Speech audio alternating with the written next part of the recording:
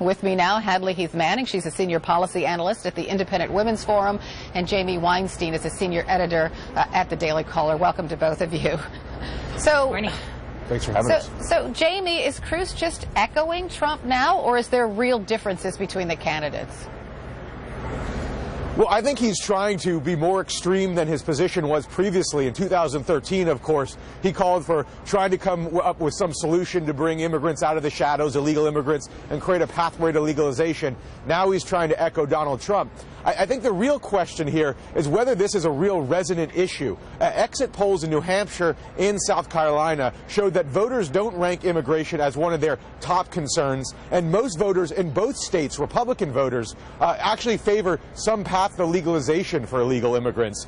So it seems that this is a bizarre strategy if he's trying to expand his support in the Republican base. But he does seem like he's trying to match Donald Trump in the hopes he kind of soars in the polls, kind of like Donald Trump has.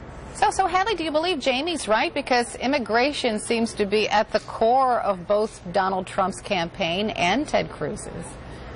That's right, but I believe if voters are really looking for a candidate who's extremely tough on the issue of immigration, then they may have already found themselves in Donald Trump's camp. They may not be willing to switch camps now into the Ted Cruz camp. So I don't believe this is a wise strategy either. I thought for a while that Ted Cruz would be trying to talk tough on the issue of immigration during the Republican primary and then would pivot to the center back towards a position he held in 2013, a path to legalization during the general election should he take the nomination, so that he could broaden his appeal with the general electorate. But these comments last night seem to make it impossible now for him to do so.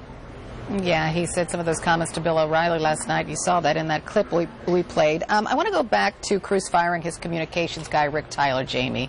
You know, he fired Rick Tyler for underhanded tactics. Cruz toughened his language toward undocumented immigrants. Marco Rubio, though, picked up a new wave of establishment GOP endorsement yesterday, about 16, I believe. Do you get the sense Cruz is panicking, or is he making changes in an orderly fashion?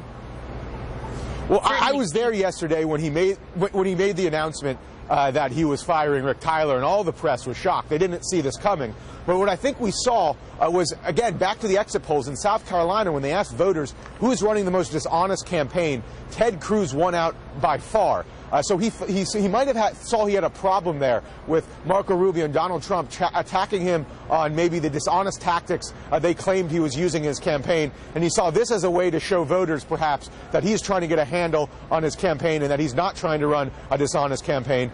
So he hopes maybe to stop the bleeding. We'll see if that happens. Neither Donald Trump nor Marco Rubio's campaign seem to be buying it, though. But Hadley, doesn't this move by firing Rick Tyler put Cruz in handcuffs when it comes to really going negative on Donald Trump?